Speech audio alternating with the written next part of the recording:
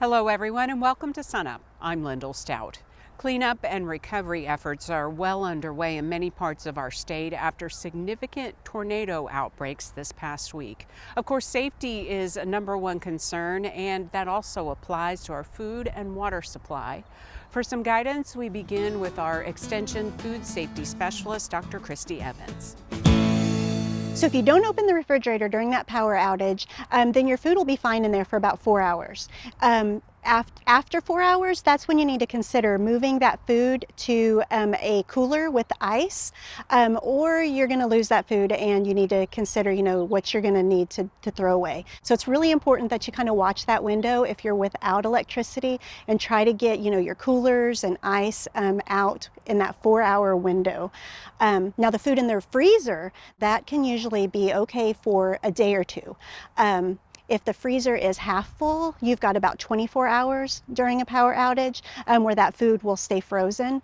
If it's a full freezer, you can go about 48 hours where that food will stay frozen. So we know it's going to be weather aware kind of day. The threat is high. That's an easy thing to go ahead and do and buy yourself some time. Right, yeah. So if you've got leftovers that you're saving, to eat later in the week, just go ahead and put those in the freezer now, because they'll be, fine in the freezer. If you decide, to have those, like maybe tomorrow, you're just going to need to more time to thaw them and cooking. But yeah, they'll be safe longer in a power outage. We all know how much we spend on food, and so it's great when you can save what you can. Right. Let's switch gears from perishables to non-perishables and dry food. What is your guidance there?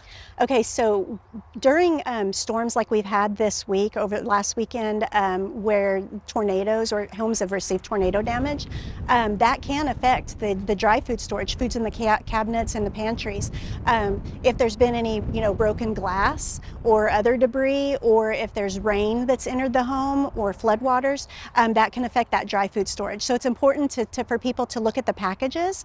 If they inspect each package of food, to see if it has any glass shards, or if it has, any, if it's wet because it got rained on, things like that. Just try to see what you can save. So that you don't have to, throw those foods away. Things like paper packages or cardboard packages, infant formula you wouldn't want to keep, that would be something unsafe. But like our commercial canned foods, those are protected in that can. As long as the can is not damaged, then those would be fine. Let's switch gears now to the preparation piece. You mentioned it a little bit, the day of the storm or the day before, but what can I do now to prepare for this next round of tornado warnings? Well, we talked about a freezer, how a full freezer can keep foods frozen for about 48 hours, where a half full is 24 hours. One thing people can do is to fill that freezer space. You can fill, empty gallons of water or containers of water. Just put those in the freezer. It'll give you an extra day for the foods in the freezer, but then you can always take those containers out and use those in your coolers if you have to move food from the refrigerator. And then also that gives you a backup supply of water. If you need, if your well is affected or your water supply, then that way you've got a drinkable water supply too then in the freezer. So we talked high level today about food safety and water, but more specific questions, especially in the counties affected, they can talk to their family and consumer sciences person in their county.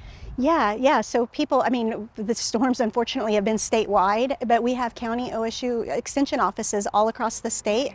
So there's people in those Extension offices that can help them. So if they contact the Extension office in their county, they can receive more information. We talk a lot, of course, about the ag questions at the Extension office, but it's nice to talk about the FCS stuff too. Yeah. Well, Christi, thanks for your time today. And for our viewers who want a link to their county Extension office, just go to our website, sunup.okstate.edu.